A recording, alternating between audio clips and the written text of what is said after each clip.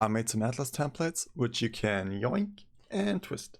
And if you stick around till the end, then I will show you my leak start tree, which is a hidden gem because I heard nobody else talk about it yet.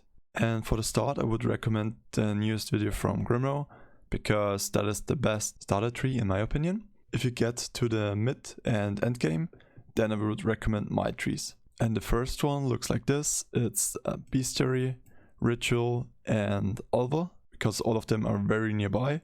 And then depending on which endgame boss you want to grind, you can pick the Maven, Elder and Exarch, and this one actually too, or this one, but it's kind of far away, so I would recommend this, and then grab Word of the Exarch, Liberated in Knowledge, the Light of Dawn, and maybe Baptized by Fire. And then for Delve, the idea is that we get as many Delve nodes as possible and kill the bosses and do quick league mechanics. And other quick league mechanics are the betrayal, and betrayal. Then we also kill the bosses usually, so we get the enriched entities. And depending on what you want to farm, you can either pick the Maven ones or the Eater of Worlds, and Eater of Worlds here. And if you don't want to do these, but the Maven instead, you remove these and you continue farming your delves. Expeditions are usually also very quick, so you take these nodes as well. If you have enough points, you can pick the shrines. Maybe you are lucky at the start of a map and you get an acceleration shrine, and then you can clear the map a bit faster. And on the side, you push your syndicate. Then I had an idea about a magic find character. Take all of the shrines, then basic currency, then maybe Breach, Legion and Abyss, as well as the Harbinger nodes. You can take the Harvest also, because that's really good money over time if you don't want to take the Harvest, and preferably take more Breach nodes or whatever. Then you remove the Harvest, and at that point you probably want to farm Chayula if you are in here. This tree is missing a few points, for example the Abyss nodes in here and the Breach nodes in here, but you can pick whichever you like most and maybe remove the Breach because it needs lots of points, and it scales the Covetous Shrine, so you get a bit more magic finding. Then you need the Sextant, and Harvest is also kind of profitable, therefore I took that as well. And if you don't want to take the Harvest nodes in there, then you can take these Abyss and Breach nodes instead, and maybe this node, because Tool, Xoth and Ash are usually really cheap, so you want to increase the chances of getting Ol and Chayula in my opinion. And then scaling Harbinger, but this doesn't scale with Magic Find I believe, but overall it has a lot of rares and gives good currency. And the next tree is a Blight tree mainly. We take all of the Blight nodes and some scouting reports, another Blight. Then we probably do the Exarch, more Blight nodes, Scarabs. You likely take the Blight Scarabs, so this is really helpful. You get 10% more than the other Blight node. Then if you're already bossing and you have enough points and you run T14 plus maps, then you can take all of these nodes for more Shaper and Elder maps. Then focus strongly on the scouting and take all of these nodes. Then if you're near, you can grab the Shaping the Valleys, Shaping the Seas, Shaping the Mountains and Shaping the Skies. And then your maps have a 150% chance to drop 1 tier higher, and maybe even 50% chance to drop 2 tiers higher. I could imagine that the Blight maps that drop could be affected by this. So if you run a T14 map and you get a Blight map, it could be upgraded to a T15, and then you get a lot more profit from this.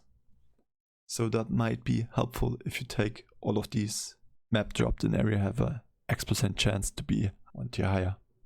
And this tree is about Delirium Farming, with Alva getting Delirium, getting Ritual Altars, and Abyss, strong boxes, another Abyss, Abyss, Abyss, then scaling the rituals, Beyond, another Beyond, getting the Exarch nodes. These are the better ones. I ran out of points, therefore I only took these. Then the Beyond and the Delirium. It's likely that these three aren't counted and we have to skip something else for it. Maybe the Abyss. And then the Ritual. And the idea is we get a lot of the league mechanics that go really quickly. And if you're in a Ritual, the Delirium fog gets paused a bit, so you comfortably can do that. Then the Abyss could maybe mess you up, but overall it should be really friendly and help you get more packs. Then the strong boxes are also really helpful because they give a lot of mobs. It didn't take too many incursions, but that's maybe more helpful if you skip all of the Abyss nodes and take the incursion ones instead, because they're really close and you should save a bunch of points that way. And PoE has a really good build, as far as I could tell, for the Splinter Farming, which is way better than mine in my opinion. Once I find out where he posted it, I will link to his post in the description. And now to my hidden gem that I saw nobody talk about yet. The important parts of my strategy are Fated Conflict, because I will kill a lot of bosses with increased quantity. And then we can have Royal Guard, where the unique bosses have a 20% chance to be accompanied by 2 Rogue Exiles. Then I take Rukus. Areas have 8% chance to contain 20 additional Rogue Exiles. This means I get 1.6 Rogue Exiles additionally per map. Then I get Exiled Will, so all of the Rogue Exiles are guaranteed possessed by a Tormented Spirit. And because I have Tormented Spirits, I take Unrelenting Torment. So map boss has 10% chance to be surrounded by Tormented Spirits, which is a bonus. But the important part is 30% more quantity of items dropped by possessed monsters in areas. So that's around minimum of 2 each map. And then I get Seance for 5 additional monsters in area are possessed and the minions are touched. So I can get a lot of mobs that are ghosted. And I can get all of the bonuses of quantity of items dropped.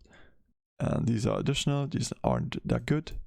And then later on, I will take these nodes as well. And then I get Rogue Traders. While Rogue Exiles in areas have a 50% chance to have an additional reward. Rogue Exiles have 100% more maximum life, which is a bit difficult at the start. And it takes quite a bit of points, 2, 4, 6, 7. Let's assume I get, with Rukus and all of the prior nodes, let's assume I get like 2 Rogue Exiles per map on average. And that means that one of them with the 50% chance has an additional reward. And it's ghosted with the 100% chance, and then it gets 30% more quantity and then 60% more quantity. So I think it should be really good. Choose. And after I took the core, I will get the essences. Essence.